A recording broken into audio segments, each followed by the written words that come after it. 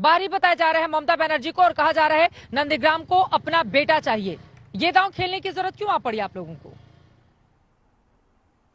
देखिए चित्रा जी, इसका तो जवाब दूंगा, मगर सबसे महत्वपूर्ण विषय यहां मतुआ समाज का है। मुझे कई लोगों ने अभी मैसेज भेजा है और 3 करोड़ जनसंख्या, 10 करोड़ की जनसंख्या में 3 करोड़ जनसंख्या मतुआ बंधुओं की है। और अभी सुपर्णो भाई साहब ने जो बात कही है उसका मैं जवाब दूंगा, क्योंकि लोगों ने मुझे फोन करके बताया है और मुझे कुछ विषय भेजा है, मैं आपके सामने पढ़ देता हूं।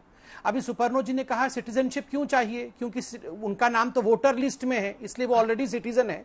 मुझे अभी फोन किया गया और बताया गया कि आपका नाम वोटर लिस्ट में तो है, मगर मतुआ बंधुओं को पासपोर्ट नहीं दिया जाता है और उनको कास्ट सर्टिफिकेट नहीं दिया जाता है। पुलिस उन्हें बंद कर देती है और हरास करती है और फॉरेनर्स एक्ट के अंतर्गत करती है। और सबसे बड़ी बात, सुकृत रंजन विश्वास जो कि वाइस प्रेसिडेंट है सर्व भारतीय मतुआ महासभा, उनका स्टेटमेंट में पढ़ देता हूं, पब्लिक डोमेन में है। The CM has been trying to support us and said that voters card is enough to prove citizenship. The CM unfortunately is not aware of the bitter reality our people regularly face. We demand unconditional citizenship for the refugees instead of repealing the CAA. ये सुकृत रंजन जी ने कहा है, इसलिए यहां बरगलाने की कोशिश ना हो। जहां तक भीतरी और बाहरी अर्थात बाहरीगत का बात है, उस पे मैं जवाब देना चाहूंगा कि देखिए, ये गुजराती, ये पंजाबी, ये क्या है? हमारे यहां से लोग जा सकते हैं कैंपेनिंग करने, मगर टिकट लेके कौन लड़ रहा है? टिकट लेके लड़ने वाला व्यक्ति बंगाल की बेटी या बंगाल का बेटा ही है। नंदीग्राम से भी बंगाल का बेटा लड़ रहा है। शुभेंदु अधिकारी कोई बाहरी नहीं है, बल्कि उनका पूरा परिवार जो है नंदीग्राम का है। वहां कोई बाहर का है, नंदीग्राम से बाहर का आके कोई लड़ रहा है तो वो ममता बनर्जी है। आप मुझे पूरे बंगाल में बीजेपी का एक भी टिकट बता दीजिए जो हमने किसी और राज्य से वहां कंटेस्ट करने भेज दिया है कि हर कोई बंगाल का ही। किसानों के समर्थन में आंदोलन किया था उन्होंने, भूख हड़ताल की थी, किसानों की लड़ाई लड़ी थी नंदीग्राम से। अब मैं इसका जवाब आप सुनिए, मैं आपको बताता हूं। आप तो नंदीग्राम में ही हैं और आप यहां पूछिए लोगों से जाकर, जो जमीन इन्होंने कहा कि हम इंडस्ट्रियलाइजेशन के लिए नहीं देंगे और वापसी दिलाए, उस जमीन पे आज कृषि नहीं हो सकता है, उस जमीन पे आज खेती नहीं हो सकती है, क्योंकि उस जमीन की उर्वरकता इंडस्ट्रियलाइजेशन के लिए समाप्त हो गया। जो भी डेवलपमेंट नंदीग्राम में ममता जी कह रही हैं उसमें डिस्क्रिमिनेशन हुआ। नंदीग्राम में 2 ब्लॉक है, नंदीग्राम 1 और नंदीग्राम 2। नंदीग्राम 1 में कौन से पॉपुलेशन रहती है और नंदीग्राम 2 में कौन रहता है, ये आप पता लगाइए। सारा डेवलपमेंट नंदीग्राम 1 के लिए और नंदीग्राम 2 के लिए कुछ नहीं। इसका जवाब भी लोग देंगे। चलिए जवाब दीजिए सुपर्णो। और इसी के साथ मेरा एक और सवाल ये है, देखिए आईएसएफ भी चुनावी मैदान में है नंदीग्राम से, तो ममता दीदी दरअसल इस बात से भी डर गई हैं कि मुस्लिम वोटों का तो बंटवारा हो जाएगा, ऐसे में हो जाएगा उनको नुकसान, तो हर चुनावी मंच पर अब हिंदू बना जाए। इस सवाल का भी जवाब, और जो संबित पात्रा ने यहाँ पर आपसे सवाल पूछे, जवाब दीजिए।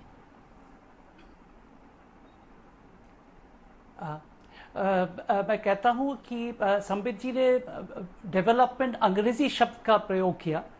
मैं उसको अर्थशास्त्री के हिसाब से उसको हिंदी में कह देता हूं कि कभी कभी उनको गलतफहमी हो जाता है और वो समझते हैं कि वो एक ही शब्द है। वो समझते हैं विकास और वृद्धि एक ही शब्द है। विकास का मतलब जो विकास का जो पैरामीटर्स जो भी है, शिक्षा हो, स्वास्थ्य हो, रहने का घर हो, खाना हो, ये इसको डेवलपमेंट इंडिकेटर्स माना जाता है। एक दूसरा चीज है, मैं उनको थोड़ा इतना चीज वो कह रहे हैं, इसमें थोड़ा कंफ्यूजन शायद संबित जी को हो गया है। पहला चीज, सिंगूर का जो आंदोलन हुआ था वो टाटा को लेके, वो जो जबरन जमीन लेने के बारे में आंदोलन हुआ था, नंदीग्राम में भी जबरन जमीन लेने के बारे में आंदोलन हुआ था। नंदीग्राम में पीसीपीआईआर या पेट्रोलियम या केमिकल हब बनने का बात हुआ था, और यहां पे टाटा नैनो का फैक्ट्री। दोनों जगह पे दीदी का स्टैंड बहुत क्लियर था कि आप बातचीत के जरिए किसी का भी कुछ ले सकते हैं, लेकिन जबरन किसी को नहीं लेंगे, इसलिए उन्होंने आंदोलन किया।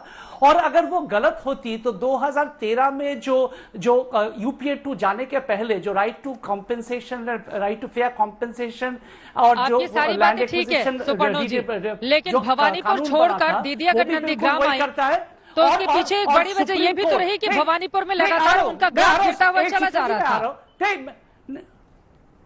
नहीं, चित्रा जी मैं जवाब देता हूं। सुप्रीम कोर्ट बोलिए, जो बोलिए। Highest court of the country है, वो भी 2016 में उन्होंने ये भी वर्डिक्ट दिया था कि आंदोलन बिल्कुल सही था, जबरन जमीन वसूल नहीं कर सकते। ये पहला बात। दूसरा बात है, आप पूछ रहे हैं कि भवानीपुर छोड़ के क्यों वो नंदीग्राम में जाके वो लड़ रही है। देखिए, बीजेपी का बात यह है कि वो चिट भी मेरी पट भी उनका है, वो सब उनका ही होता है। जब वो पहले बोलते हैं कि भवानीपुर में लड़ो, नंदीग्राम में तो जीत नहीं पाओगे। पहला चीज से दीदी कह रहे थे कि 294 क्षेत्र में मैं ही उम्मीदवार हूं, तो मैं कहीं से भी खड़ा हो सकता हूं। तो उन्होंने ललकारा कि क्या नंदीग्राम में आके लड़ सकते हो?